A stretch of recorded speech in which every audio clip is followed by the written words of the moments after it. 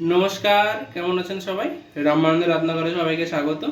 আজকে চলে এসেছি নতুন একটি রান্না নিয়ে, তরকা। এক তরকা বানাবো। সেখানে তরকাটা সেদ্ধ করে নিয়েছি, আর এখানে দুটো ডিম নিয়ে নিয়েছি, আর এখানে কুচিয়ে নিয়েছি হচ্ছে রসুন আর আদা, টমেটো কুচি নিয়েছি, আর লঙ্কা কুচি নিয়েছি, পেঁয়াজ কুচিয়ে নিয়েছি, আর ধনেপাতা কুচিয়ে নিয়েছি, আর মশলা রয়েছেই।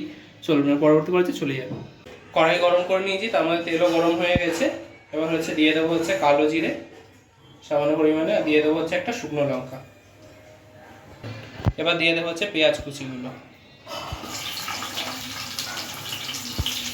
এবার দেবো হচ্ছে রসুন কুচি, আদা কুচি, তারপরে দেবো হচ্ছে টমেটো আর কাঁচা লঙ্কা কুচি। সামান্য নুন দেব, নুন দিয়ে এবার হচ্ছে ভালো করে ভেজে নেব। সমস্ত কিছু 2-3 মিনিট ভালো করে ভেজে নিয়েছি। এবার দিয়ে দেবো এর মধ্যে ডিম।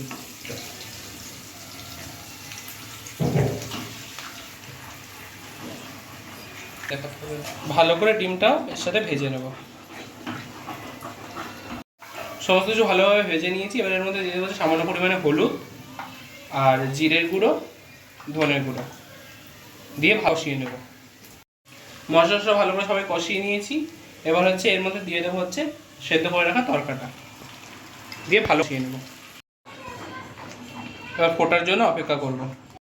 ওপর দিয়ে ধনেপাতাটা ছড়িয়ে দিচ্ছি, শুধু ফুটবে আর নামিয়ে দেবো। এবার দেখতে পাচ্ছেন তৈরি হয়ে গেছে আমাদের এক তরকা। এবার এটাকে নামিয়ে নেব। দেখতেই পাচ্ছেন নামিয়ে নিয়েছি এক তরকা। ভিডিও যদি ভালো লেগে থাকে তাহলে একটি লাইক, কমেন্ট অ্যান্ড শেয়ার করে দেবেন, আর পাশাপাশি আমাদের চ্যানেলটিকে সাবস্ক্রাইব করে দেবেন।